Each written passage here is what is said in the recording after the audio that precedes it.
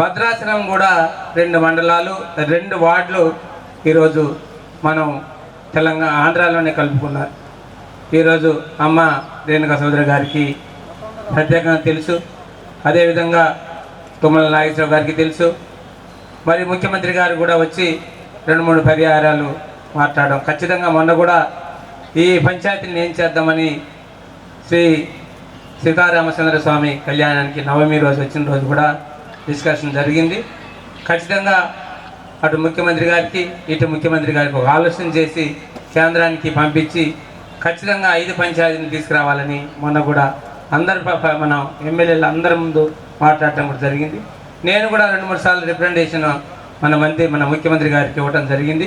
మన భద్రాచలంలో కూటున్న దాన్ని ఈరోజు పిసికలపాడ, ఎటపాక, కన్నాయిగూడెం, గుండాల కన్నా ఈరోజు మనం ఎక్కడ భద్రాచలం కానుకొని ఉన్న స్కూల్స్ కూడా చదువుకున్న వాళ్ళని లోకలైజ్ చేసుకొని లేకపోతున్నాం.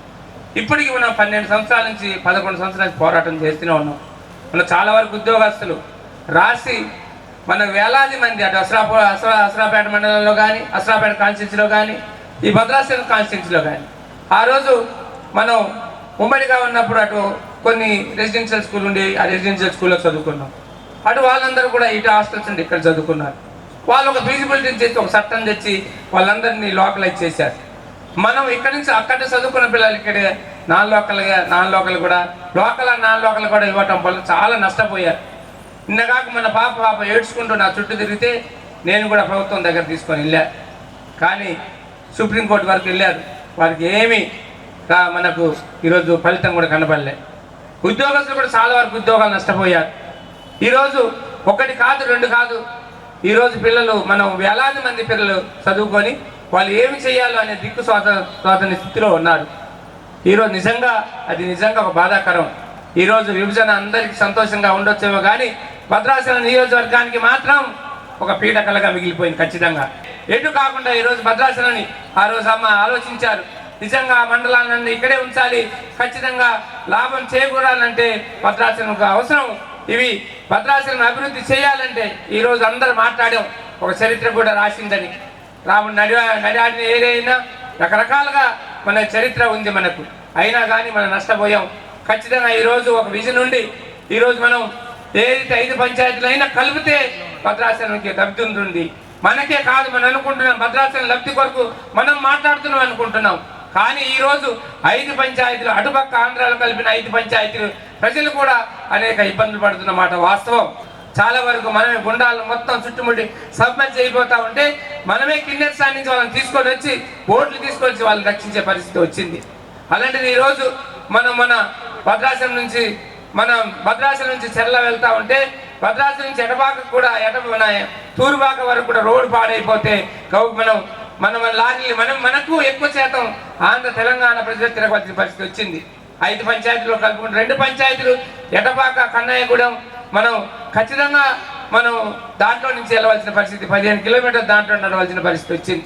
దాంట్లో భాగంగా అటుపక్క ఆ రోడ్డు ఏదైతే R&B రోడ్డు ఉందో దాన్ని మనం బాగు చేయలేక వాళ్ళు బాగు చేయాలి. ఎవరు చేయాలి? మీరు చేయాలా, మేము చేయాలా అనే వాళ్ళతో గుంతలతో అనేక ఇబ్బందులు పడతా ఉంటే నేనే మళ్ళీ DMFT నిధులు పెట్టండి, ఖచ్చితంగా మన వెహికల్స్ తిరుగుతున్నాయి, ఇదో రెవెన్యూ వస్తుంది అని PSMDC MDకి ఖచ్చితంగా గుంతలు నింపండి, రోడ్లు వేయండి అని ఖచ్చితంగా ఆర్డర్ ఇస్తే ఆ గుంతలు నింపడం జరిగింది. అలాంటి ఇబ్బందులు పడుతున్నాం. 1 కాదు, ఈరోజు ఏదైనా మా యాక్సిడెంట్ అయ్యి చనిపోతే భద్రాచలం ఏరియా హాస్పిటల్కి వస్తున్నాయి. ఈరోజు భద్రాచలం ఏరియా హాస్పిటల్ నేను యాజ్ ఏ డాక్టర్గా ఏరియా హాస్పిటల్కి వస్తే వాళ్ళు పోస్ట్ మార్టం చేస్తే ఈరోజు పోస్ట్ మార్టం చేస్తే డాక్టర్లు భయపడిపోతున్నారు. నేను ఆంధ్ర దాన్ని ఈరోజు పోస్ట్ మార్టం చేస్తే రేపు 10 సంవత్సరాల తర్వాత నేను మన రంపచోడవరము లేకపోతే పోలవరం వెళ్ళి ఆ కోర్టుకి నేను సమాధానం చెప్పాలి, నాకు సమస్య వస్తుందని ఎవరు పోస్ట్ మార్టం కూడా చేయట్లేదు. చాలా వరకు ఇబ్బందులు పడుతున్నారు వాళ్ళు. ఆంధ్ర వాళ్ళు మన ఏరియా హాస్పిటల్కి వచ్చి పోస్ట్ మార్టం కనుక వచ్చి రోజుల తరబడి ఉంటే మీరు చేయండి, మీరు పోస్ట్ మార్టం చేయండి, ఖచ్చితంగా మీకు ఫెసిలిటీస్ కల్పిస్తానంటే అప్పుడు మన తెలంగాణ నుంచి ఆంధ్ర వాళ్ళకి పోస్ట్ మార్టం చేసేంత పరిస్థితి వచ్చింది. అలానే చాలా వరకు డెలివరీస్ ఉన్నాయి. ఈరోజు ఆంధ్ర తెలంగాణలో అనేక రకాల ఫెసిలిటీస్ ఉన్నాయి. వాళ్ళకి అటు ఇటు కాకుండా అనేక ఇబ్బందులు పడుతున్న మాట వాస్తవం. వైద్యం కానీ, అదేవిధంగా న్యాయపరం కానీ, ట్రాన్స్పోర్ట్ కానీ ఈరోజు వాళ్ళకి సేవలు అందించిన పరిస్థితిలో లేం మనం.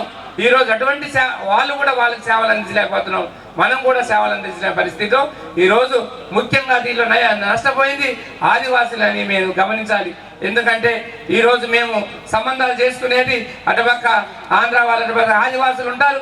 రోడ్డు మేము ఆదివాసులు అనే వాళ్ళం గోదావరి పరివార ప్రాంతంలో నివసిస్తూ ఉంటాం. ఈరోజు ఈ గోదావరి వెళ్తుందా మా ఆదివాసులు, మా బంధువులు, మా అక్క చెల్లెలు, అన్నమ్మలు అందరూ ఉన్నారు. ఈరోజు మా పేగు బంధంతో పాటు ఈరోజు మాకు రాష్ట్రాలు కూడా విభజన జరిగినందుకు చాలా బాధాకరంగా ఉంది. ఈరోజు ప్రభుత్వం ఇటు మొన్న మంత్రి గారు మాట్లాడారు, ఈరోజు ముఖ్యమంత్రి గారు కూడా ఈరోజు ఆనాడు ఎంతో మంది పోరాటం చేసి ఆనాటి ముఖ్యమంత్రి గారు, మాజీ ముఖ్యమంత్రి లాంటి మాట్లాడి అనేక ప్రాణాలు పోగొట్టి ఆ రోజు తెలంగాణ రావడానికి ఎంత కష్టపడ్డారో అమ్మ రేణుకా చౌదరి గారు అమ్మ ఆ రోజు సోనియా గాంధీ గారికి చెప్పి ఖచ్చితంగా మనం ఇవ్వాలని ఏదైతే అన్నారో ఆ రోజు మన కేసీఆర్ గారి పోరాటం అయితే, ఉద్యోగుల పోరాటం అయితే, అనేక పిల్లల పోరాటం అయితే చాలా పోరాటాల్లో మనం సాధించుకున్నాం. ఖచ్చితంగా ఈ 5 పంచాయతీలు మీకు పెద్ద కష్టం కాదు అమ్మగారు. ఖచ్చితంగా ఈ 5 పంచాయతీలు వచ్చే దాంట్లో మీకు కృషి ఉండాలని మీరు రాజ్యసభలో మాట్లాడారు. ఖచ్చితంగా దీన్ని మీరు మళ్ళీ ఈ 5 పంచాయతీలు రావడానికి మీ మీద ఆధారపడి ఉందని మీరు మళ్ళొక్కసారి మీ గొంతిప్పితే ఖచ్చితంగా సాధ్యమవుతుందని మీకు విన్నవించుకుంటూ సెలవు తీసుకుంటారు.